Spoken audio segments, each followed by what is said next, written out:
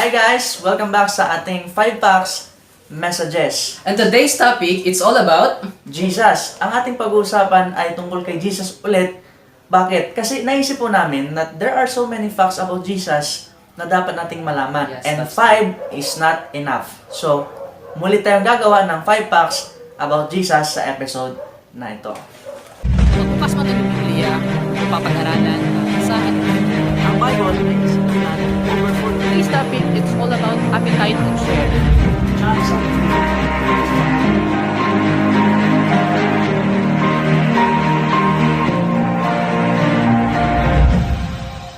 For our fact number 1, did you know that Jesus is the Lord of Sabbath?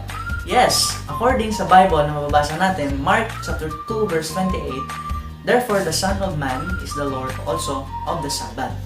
Sa mga nagtatanong, sa mga naku-confuse, sa mga hindi alam, sa mga first time na naka-encounter ng word na Sabbath, Sabbath sa Bible simply means rest. And sa ating calendar, at biblically, Sabbath is the 7th day of the week. Kung papansinin po natin yung ating cycle ng calendar, makikita po natin yung start ay S at yung end ay S. Ano yung S na sa simula? It's Sunday. And sa end ay yung Saturday. So sa ikapitong araw, sa 7th day, that is the Saturday, kung saan yan po tinuturo ng Bible na 7th day of the week. So 7th day of the week means Sabbath. And Sabbath is equal to 7th day of the week, which is Saturday. According sa Luke chapter 4 verse 16, and he came to Nazareth where he had been brought up, and as his custom was, he went into the synagogue on the Sabbath day and stood up for to read. Jesus is not only the Lord of the Sabbath, and he is also keeping the Sabbath. Kasi according sa verse Brother Kelvin, as custom was, ang custom sa Tagalog po ay pag-uugali. At hindi lamang niya ito ginawa ng once, kundi ugali talaga ni Jesus na pumunta ng araw ng Sabat sa synagogue, which is church sa ating panahon ngayon. So Jesus go to church every Saturday during that Sabbath day. So, ganun po ang ginagawa at ugali ni Jesus. And meron din sinasabi sa Bible sa 1 Peter chapter 2 verse 21, for this is you were called, because Christ also suffered for us, leaving us an example that you should follow His steps. Now, ano po ang ibig sabihin ng verse na ito? Isa lang po ang ibig sabihin nito, that we should follow Jesus Christ's steps. Kung ano yung kanyang ginagawa nung nabubuhay siya, ganoon din dapat tayo as a Christians. That's why, as a follower of Christ, as a true follower of Christ, we should follow His steps and go to the church during Sabbath day. For fact number 2, Jesus will still have his scars after his resurrection. At ito Kuya Mark, mababasa natin sa John chapter 20 verse 27. Okay? Then said he, Thomas, reach hither thy finger, and behold my hands, and reach hither thy hand, and thrust it unto my side, and be not faithless, but believing. So, the context here, mga kaibigan, this is a story about Jesus and Thomas. After Jesus' resurrection, nagpakita si Jesus sa 12 disciples. But among the 12 disciples, si Thomas lang yung wala doon. So, pagdating ni Thomas, at in-explain sa kanya, sinabi sa kanya ng mga disciples na nabuhay na si Jesus ulit, hindi siya naniniwala. Kaya sabi niya, maliban na makita ko yung, Brother Kelvin, sabi niya, maliban na makita ko yung butas ng kamay ni Jesus at may pasok ko yung daliri ko sa butas ng kamay niya, saka pa lang ako maniwala. At ang sinabi dito sa verse, ay nagawa nga niyang ipasok kasi nagpakita si Jesus during that time. So, and Kuya Mark, sa verse 29 may mabasa rin tayo about sa blessed to those who believe. Kasi ang ugali na ni Thomas dito ay hindi na siya naniwala kasi wala siya nakitang Jesus physically. So, ang implication nito sa atin, Brother Kelvin, we should believe Jesus and be blessed even na hindi natin siya makita physically. Dapat tayong maniwala tungkol sa Kanya. And sabi ng Bible, blessed are those who did not see and yet believe. And the scars of Jesus will still in His hands after ng kanyang resurrection. It is an eternal reminder us that for His love para sa ating mga tao. And for our fact number 3, Jesus is God. Ito ay mababasa natin sa John chapter 1 verse 1 and 14. In the beginning was the Word, and the Word was with God, and the Word was God. And the Word became flesh and dwelt among us. And we beheld His glory, the glory as of the only begotten of the Father, full of grace and truth. So, according sa mga verses na binasa, sa John 1:1 and John 1:14, mayroon pang apat na bagay na nabanggit dito. There was a God, there was a Word, and the Word became flesh, and lastly, the flesh is the only begotten of God. The begotten of God, the flesh, the Word, and God. If the God was Word or the Word was God, at yung Word naging flesh, at yung flesh ay yung begotten ng God, who is the begotten of God? Of course, very obvious na Brother Kelvin, the begotten of God is Jesus. So if the begotten of God is Jesus, Jesus is the flesh. At si Jesus din, yung Word na naging flesh. And if Jesus was the flesh, He was the Word, and the Word was God, therefore we can conclude that Jesus is God. And also, isa sa pinakamalinaw na verse na nagsasabi that Jesus is God ay mababasa natin sa 1 John 5 verse 20. And we know that the Son of God is come, and hath given us an understanding that we may know Him that is true, and we are in Him that is true, even in His Son Jesus Christ. This is the true God and eternal life. So, very clear, Brother Kelvin, na binasa natin that Jesus is really God. Ito ay may connection doon sa ating first topic doon sa first 5 facts ni Jesus, that He existed before pa siya ipinanganak as a human flesh. Yun pala ay nagpapatunay din na siya ay Diyos o God na nag-exist na before, because God is eternal. Walang pasimula, wala din katapusan ang God. So for our fact number 4, Jesus' bones wasn't broken. So, Kuya Mark, bakit nga ba sinasama natin yan sa facts natin ngayon? Well, isa siya sa hindi alam ng madami, na hindi common na ng marami sa atin, na ang buto ni Jesus ay hindi mababalik doon sa panahon ng kanyang crucifixion. Why?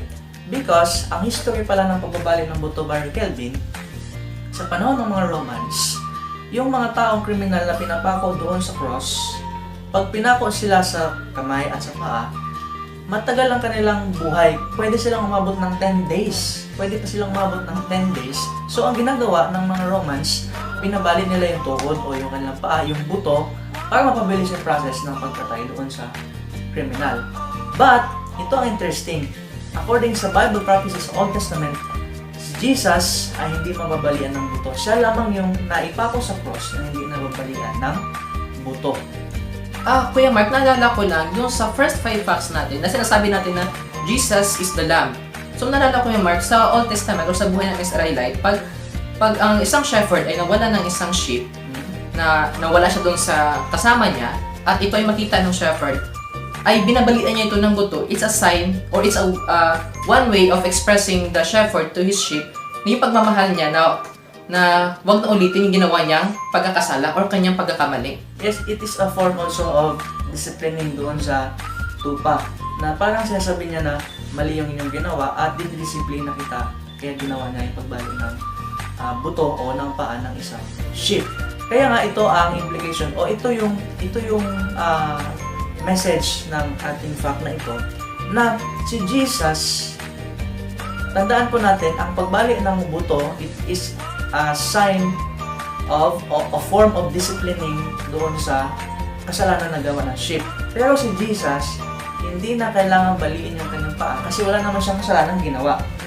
In fact, dapat tayo pala yung babalihan ng buto, Brother Kelvin. Tama. Pero si Jesus, hindi siya kailangan disiplinahin o hindi siya kailangan balian ng buto according sa prophecy kasi wala siyang kasalanan ginawa. Yung kasalanan dala niya is sa atin, hindi sa kanya. So, yan yung message na napakaganda kung isipin po natin, no? Na yung kasalanan na meron si Jesus ay hindi talaga sa kanya. At yun ay sa atin. Dapat tayo yung babalian ng buto, tayo yung dapat parusahan. But because of His love towards us, siya yung nag-sacrifice. Siya yung kusang nag-sacrifice ng kanyang sarili doon sa cross. And ganito ang sinasabi ng Bible sa New Testament. John 19 verse 36, "For these things were done, that the scripture should be fulfilled.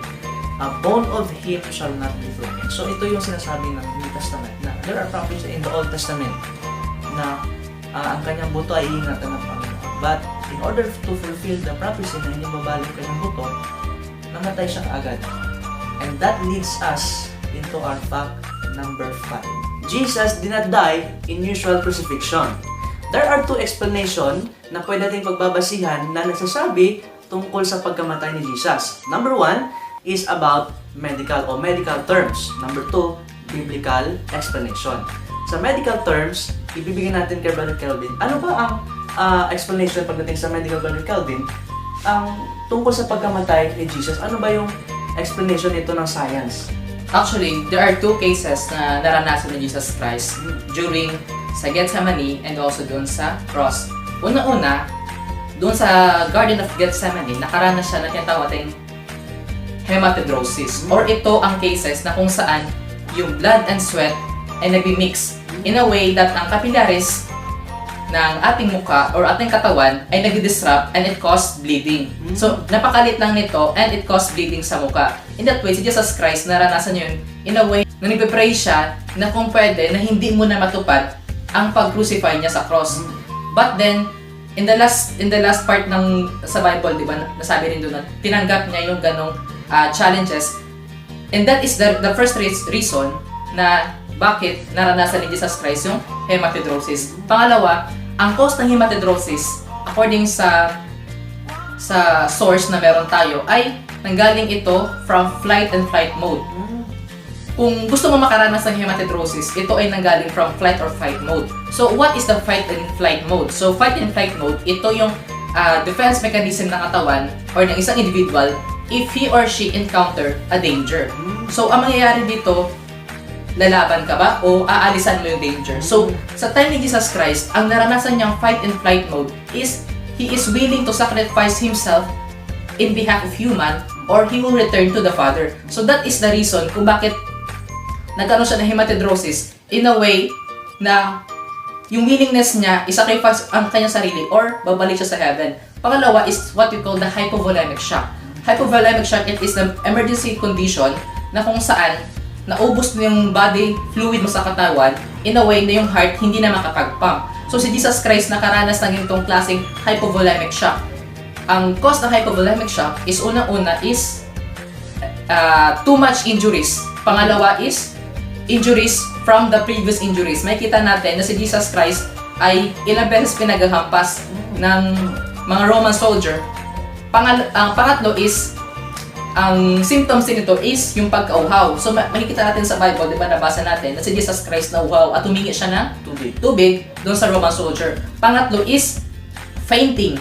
Nung na-faint si Jesus Christ doon on the way to the cross, mababasa natin sa Bible na natumba siya at humingi at binigyan siya ng tulong ng mga Roman soldier para i-carry yung cross.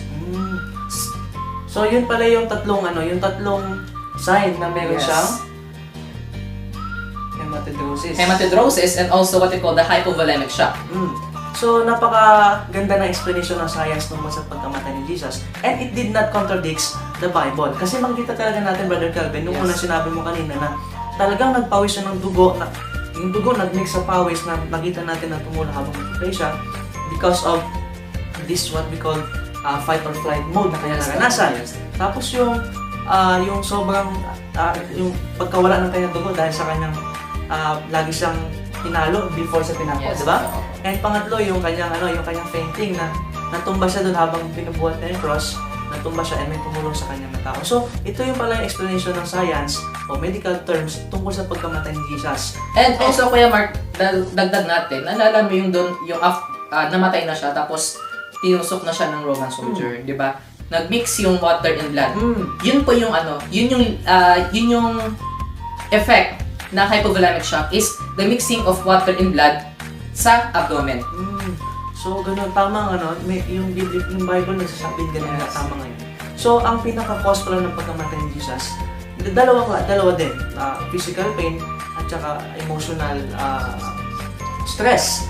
Meron siyang naranasan ganito. But, ang pinaka-key o ang pinaka-dahilan talaga pala, my friends, ng pagkamatay ni Jesus, yung kanyang emotional stress. Kasi naalala ko, Brother Kelvin, ang isang criminal na pinapako sa cross, pag usually pag pinapako pala yan, 10 days lang, aabot siya ng 10 days. Kaya niyang umabot ng 10 days bago mamatay doon sa cross.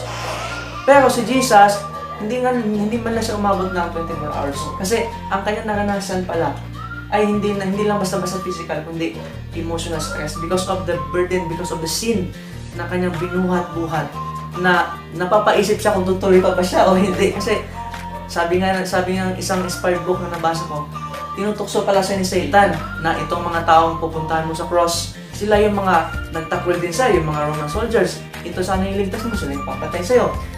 Si Peter, siya yung magkanulo sa'yo. Diba? So, si Judas, ganun din, siya yung nagkanulo kay Jesus. So, yun yung naging dahilan kung bakit siya nakaranas ng fight or flight mode na ito. Kung nag-iisip siya kung tutuloy pa ba siya hindi. Kasi nakita niya yung response ng mga tao sa kanya. Talagang masama talaga yung ginawa sa kanya. Pero yung mga tao na yun yung talagang mahal na mahal niya. Kaya nagtuloy pa din siya. And biblically, napakaganda rin mabasa natin dito sa Bible. Sabi dito sa Psalms 22, verse 14, I am poured out like water, and all my bones are out of joint. My heart is like wax, it has melted within me. Oh, grabe. My strength is dried up like a potsherd, and my tongue clings to my jaw. You have brought me to the dusk of death. So ito yung prophecy tungkol kay Jesus before siya namatay. Yung kanyang sinasabi, yung kanyang iniisip. Sabi niya, I am poured out like water. Para siyang matunaw sa sobrang anguish na naranasan niya. At saka yung kanyang emotional stress. All my bones are out of joint. Isipin mo yun, parang nagkabalik-balik yung buto mo dahil naranasan mo yun. This is a idiomatical expression na sinabi ni Jesus, no?